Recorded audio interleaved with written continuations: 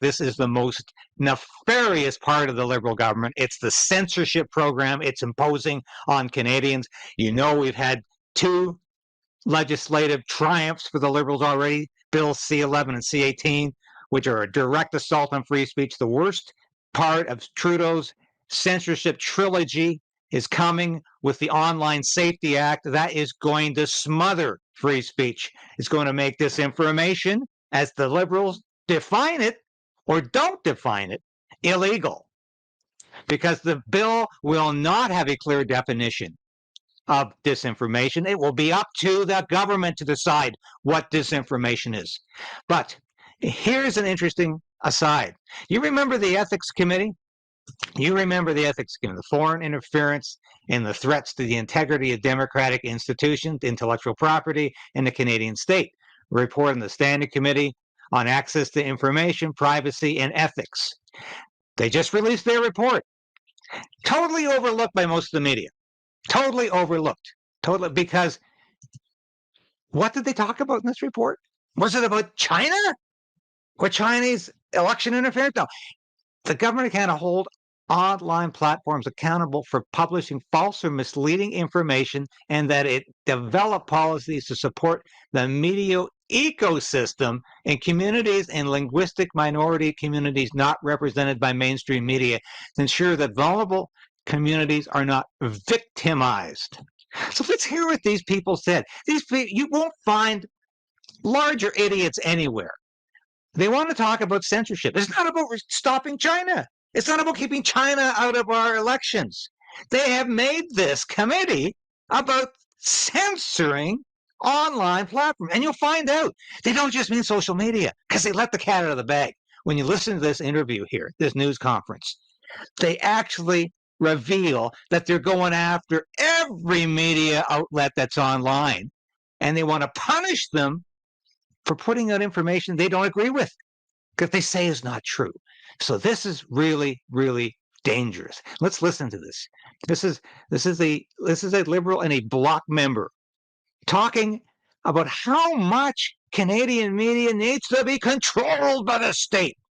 Important report has been put a lot of effort on, and one element that I know we Liberals put a lot of effort on is the recommendation 16 on making sure that the Government of Canada hold online platforms accountable for publishing false or misleading information, and that it develops policies to support the media ecosystem in communities and linguistic minority communities not represented by mainstream media to ensure that vulnerable communities are not re-victimized. Thank you so much.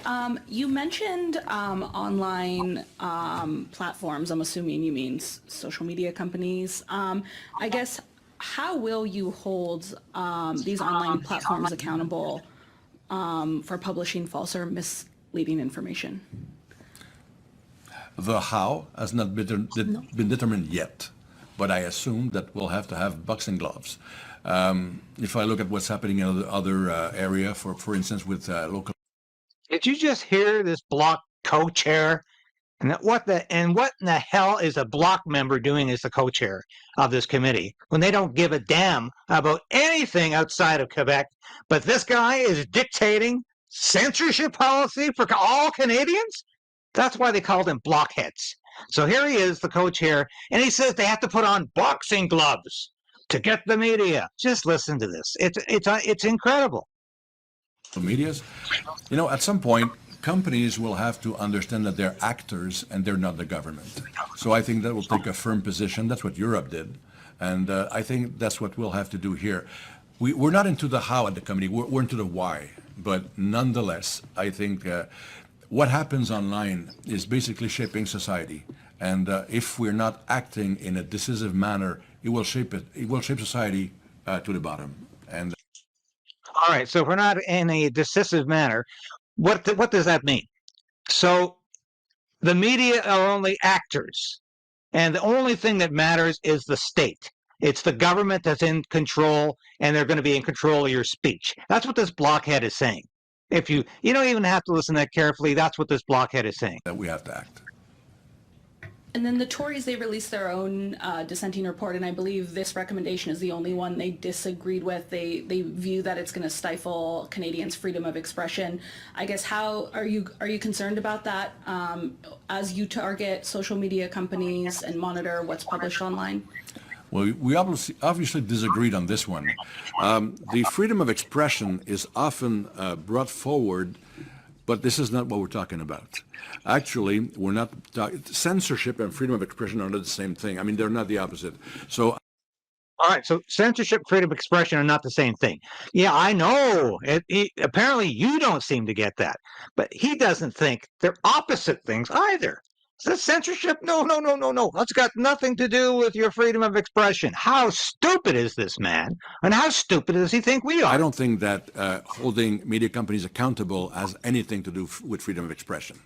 Nothing at all, I was no. actually very surprised and disappointed to see that it came up today with this. We weren't even really aware that there was a dissenting report coming, and I think it's just part of a little bit of politics of trying to put politics, yeah. you know, effort on other ideas than really acknowledging the work that was done during the committee on this issue. And I believe at the time, everyone was kind of on the same page of this being a consideration that needed to be part of the report. But again, I would say that it's actually disappointing to see that there was a dissenting report today. You know, philosophically speaking, freedom of expression is the possibility to speak. It's not the right to say anything. There it is. Freedom of expression is not the right to speak. It is something defined by people like this, by this completely inane politician. That's who decides what free speech is now. But listen, some of the best is coming up. Listen to who calls in here with a real key question. I mean, if you're talking about heinous speech and stuff like that. So freedom of expression gives you the possibility to come into the debate. It doesn't allow you to screw up the debate. It gives you the possibility to debate, not the right. That's a good word. But that's the only one that came to mind. This halfwit doesn't think we have freedom of speech in Canada. We'll turn to the phone lines now. We have Stephen Chase at the Globe and Mail, and a reminder: if you have a question on the phone, lève la main, raise. Now, Stephen Chase, if you recall, was the Globe and Mail reporter who had the interview with the whistleblower at CSIS, who revealed how deep election interference was by China, and that Justin Trudeau was briefed, and that he knew everything about it. Now, this was a whistleblower who was acting contrary to CSIS guidelines and rules, and the Prime Minister said he should be punished. So these committee members want him punished. But listen to what Stephen Chase asks here. Use your hand function in the app there. Thank you, Messi.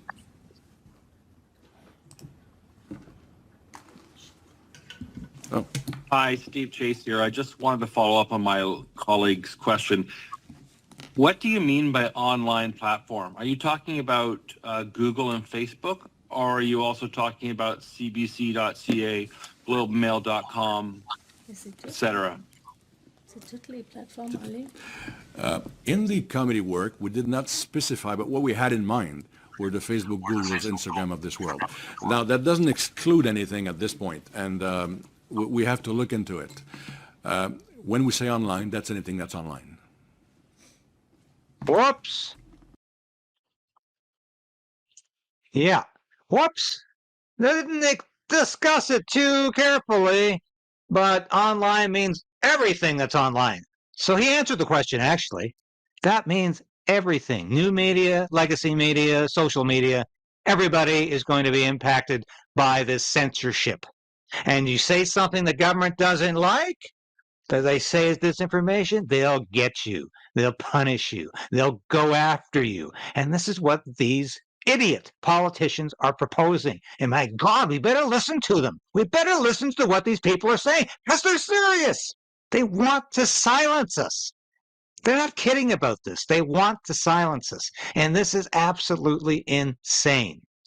So keep watching. We're going to be following this story because, believe me, the censorship deal from this Liberal government, from this Trudeau government, is the most dangerous aspect that they pose to Canadian society, to civilization right now. And we have got to be aware of it. Thanks for watching. Please ring that bell. I should have asked you sooner. Ring the bell as soon as we come on. Subscribe, become a financial supporter. And please watch this station. And here's a little reminder of why you want to support us. Hi, this is David Crayden from Crayden's Right and Stand on Guard. Join the resistance. Resolve to resist. Become a member of this station. I've been practicing journalism in one form or another for over 30 years. I've worked in print, radio, and television for a lot of prestigious publications and media outlets. I was an Armed Forces Public Affairs officer. I worked in Parliament Hill. I know how Ottawa works, and I know how corrupt federal government can be. But you can play a part in opposing Justin Trudeau's government and Justin Trudeau's plans for Canada. You can become a part of the Crayden's Right resistance. Now, I urge you today, please support this station in any way you can. Ring that bell, subscribe, because that ensures you're at least going to continue to be able to watch these episodes. You'll beat the algorithm. But more importantly, I need your financial support.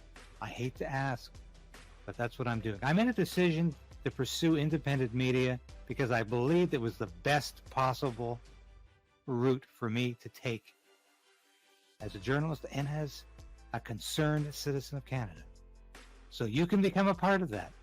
And at only $5, you can become a part of that on YouTube, on Substack, and with Buy Me a Coffee, a one-time donation.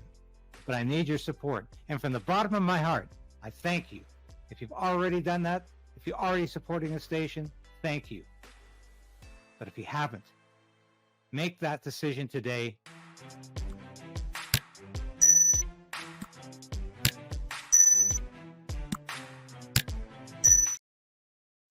Thanks again for watching. This is Stand on Guard. I'm your host, David Crayden, and we'll be back again very soon to tell you the news that you need to know. Thanks so much.